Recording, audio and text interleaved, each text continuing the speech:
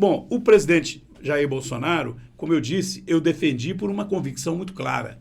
Eu não tenho dúvida que seria melhor para o Brasil seguir numa linha liberal, respeitando direito de propriedade, respeitando esses princípios, esses valores cristãos, da família, né, do empreendedorismo, de uma legislação pública que não atrapalha a vida de quem quer empreender, de quem quer desenvolver. E, por outro lado, a gente conhece, né, não me preocupa tanto a figura do Lula. É claro que eu acho que é uma pessoa que não devia estar na presidência da República. Eu acho que ele devia estar pagando pelos crimes que ele cometeu, né? Devia estar preso. Eu acho que foi um erro grave do STF, né? Anular os processos de alguém que ficou provado que cometeu crimes. E agora, de repente, dá a ele todas as condições de ser presidente da República, inclusive com uma condução pelo TSE altamente questionável, com um grau de insatisfação nunca visto na história da nossa tão recente democracia, a insatisfação com o nosso judiciário, né? E com razões muito claras. O judiciário tem cometido erros grosseiros.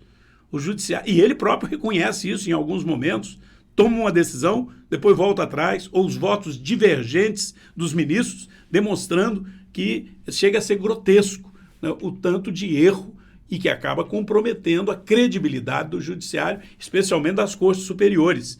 Porque eu tenho um respeito pela justiça. Eu não canso de dizer isso. Eu tenho um respeito pela justiça. Eu não tenho medo da justiça. E os erros do judiciário chegam a ser tão grotescos que essas decisões absurdas do Alexandre de Moraes de ficar censurando contas de deputados, está mandando apreender patrimônio, bloquear contas bancárias e pessoais, sem nenhum direito de defesa, sem as pessoas sequer ser notificadas. De repente elas são tratadas como bandido do dia para a noite, porque houve uma denúncia, porque houve uma reclamação.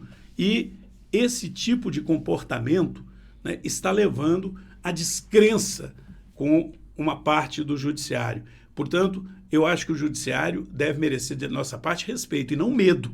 E as pessoas estão com medo do judiciário. Isso é terrível. Isso não é próprio de uma sociedade livre, né? Isso significa que está acabando a nossa liberdade. O judiciário deveria ser um dos guardiões da nossa liberdade, né? E não, né, um bicho-papão em que as pessoas ficam com medo. Mas e se eu falar aqui no podcast que eu não concordo com as decisões do Alexandre de Moraes? É perigoso ele mandar bloquear a minha conta. E está certo isso?